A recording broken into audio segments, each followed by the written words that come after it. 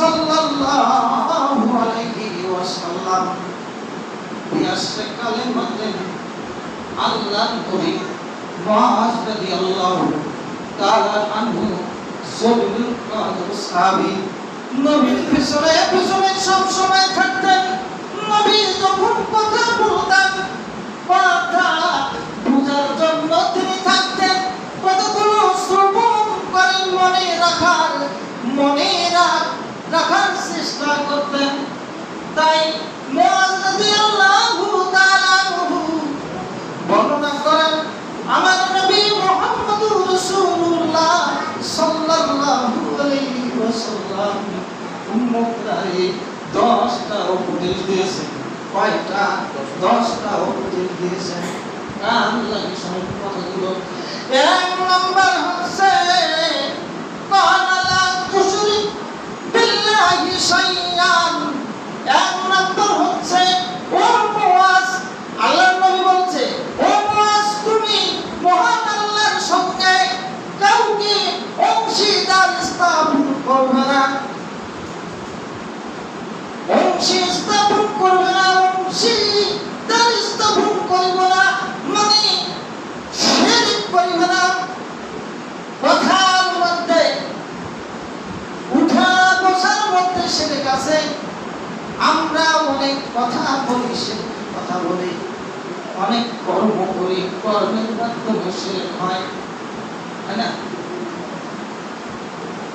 কর্মের মাধ্যমে কি শিরক আমরা বলি?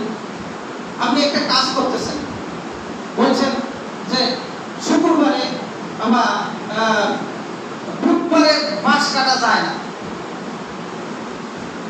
বলতেছেন এই মেয়ে ছেলেরা যখন কি করে চিরুনি আছড়ায়, তো চিরুনিটা পড়ে গেল, কাছে কুটুম আসবে, এটা শিরক। ভাইরা, এই ধরনের শিরক আপনারা শিরকে যদি যুক্ত থাকেন, আপনার পাপগুলো কখনো ক্ষমা হবে না। যে পাপটা ক্ষমা হবে না সেই পাপটার নাম হচ্ছে শিরক। এই যে পাপ কখনো ক্ষমা দিবে না। আল্লাহর নবী বলেন, আল্লাহ বলেন আল্লাহর কাছে ইন্নাল্লাহা লা ইয়াগফিরু আন ইউশরাকা বিহি। আল্লাহ বলেন নিশ্চয়ই শিরকি গুনাহ, নিশ্চয়ই ক্ষমা হবে না শিরকি গুনাহ। তা মাদুনা জালিকা, না সব গুনাহ ক্ষমা হবার পারে, অন্য কিছু হতে পারে ক্ষমা, কিন্তু শিরকি গুনাহ মাফ হবে না। তা আপনি এই শিরকগুলো করবেন কেন? সামাজিকতায় শিরক আছে। কাপড় পরছেন, কাপড়ের মধ্যে শিরক আছে। আমি যা মানে ভালো করে বুঝি না, একদম বড় কাপড় মানে ভালো কাপড় পরছেন, নিজে নিজে দেখছেন, নিজে চেহারাটা করছেন, কাপড় তো ভালো করতে পারেন। রিয়া করছেন, রিয়াটা শিরক। নামাজ পড়ছেন, লোক দেখানো নামাজ, সামাজিকতার কারণে, সামাজিকতার চাপে আপনি কি করছেন, মানে আজকে আমার বেটির বিয়াও, তা আমার টুপিটাও নাই, ভাই বন্ধ সে টুপিটাও নাই, করছে কি ওই কোন রকম একখান রুমাল আছে, এই রুমালটা টুপি বানায়া ওই ওরা গেছেন, আপনি বেটির বাপি নামাজ পড়ে না, এই আর বেটি কেমন নেওয়া যায়, কি কর বলবে? এই কারণে আপনি সাবের মুখে আপনি নামাজ পড়ছেন, অবশ্যই এটা শিরক, এটা শিরক। আপনি লোকে কেন চাপে আপনি নামাজ পড়তে যাবেন? ফাওয়াইলুল লিল মুসাল্লিন, ওই সমস্ত সালাতি, ওই সমস্ত নামাজি দোজখী জাহান্নাম। আপনি আল্লাহকে যদি ভয় করতে থাকেন, আল্লাহকে যদি ভয় করেন, রিয়া করবেন না, রিয়া শিরক। 2 নম্বর হচ্ছে শিরকের উপর অনেক কথা আছে। 2 নম্বর হচ্ছে আপনি কি করবেন? আল্লাহর নবী তৃতীয়বার বলছেন যে লা তুশরিক বিল্লাহি শাইআন ওয়া ইন কুতিলতা ওয়া হুররাতা, যদি তোমাকে কেটে ফেলে তোমাকে আগুনে পুড়ে ফেলে, তোমাকে হত্যা করে, তবু তুমি আল্লাহর সঙ্গে কাউকে শরীক করবে না।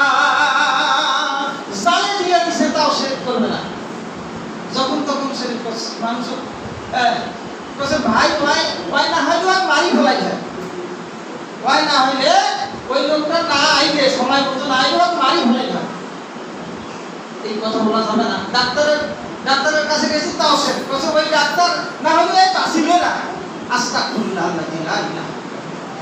এটা বলা যাবে না, এটা বলা যাবে না। এটা সে তোমাকে যদি কেটে ফেলে, তোমাকে যদি আগুনে জালে পুড়ে সারখার করে, তবু আল্লাহর সাথে কাউকে শিরক করা যাবে না। শিরক আরেকটা দেখতে রাষ্ট্রীয়গতভাবে শিরক।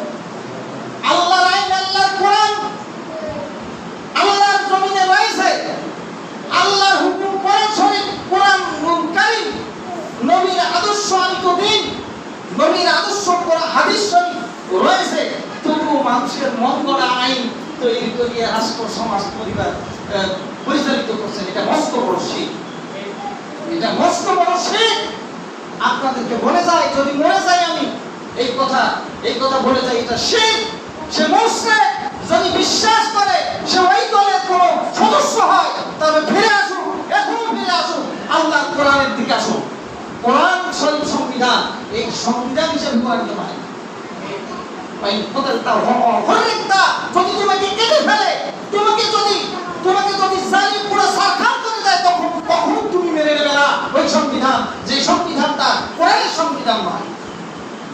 কথাটা বুঝছেন? দিন থেকে ঘুরে যাবে। দ্বিতীয় নম্বর হচ্ছে ওয়ালাতা উকান্না ওয়ালিদাইকা ওয়া ইন্নামা রাকা ওয়া ইন্নামার কান্তা খুরুজা আহলিকা ওয়া মালিকা। নবী বর্ণনা দিয়েছেন, আমার কথা নয়, আল্লাহ নবী দ্বিতীয় বর্ণনা দিয়েছেন, দ্বিতীয় উপদেশ দিচ্ছেন মুআজরে। দ্বিতীয় উপদেশটা আমার উম্মতদেরকে বলে দিও।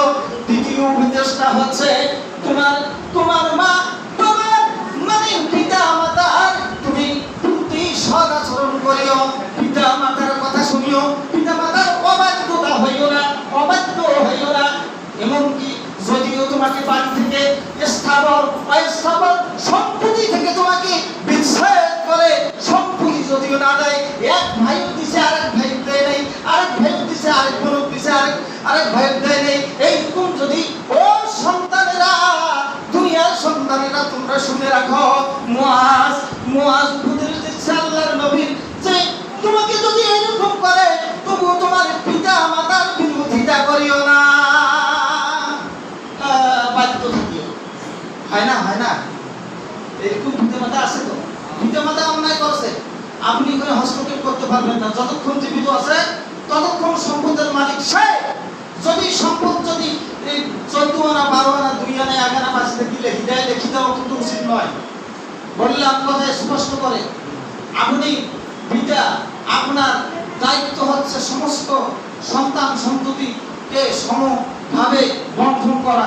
কিন্তু ভাই যদি জীবিত সাথে যদিও হাদিস কোরআন নাই, কিন্তু বলে না, কোনো হাদিস কোরআনে নাই জীবিত অবস্থায় সন্তানের ভাগ ভুতে করে দেওয়া, ভিটা বাড়ি সমস্ত কিছু উইল করে দেওয়া, এইটা কোনো হাদিসের কোরআনের আলাপ নয়। যেদিন আপনি মৃত্যু হওয়ার পরেই যতক্ষণ পর্যন্ত আপনার সমভাবে বন্ধন, এই মেরাজ বন্ধন না হবে, ততক্ষণ পর্যন্ত লাশ দাফন হবে না। এইটাই নবীর সুন্নাহ।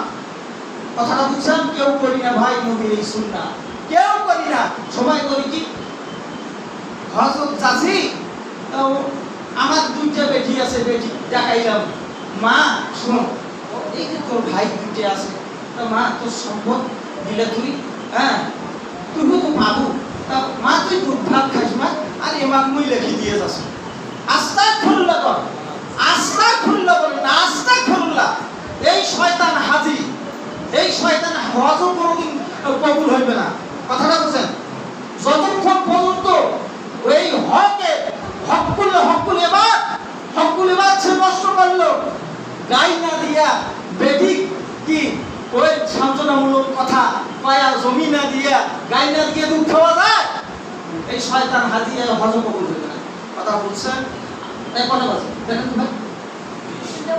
আল্লাহু আকবার। নাম্বার 2, এখন নাম্বার 3 বর্ণনা দিব।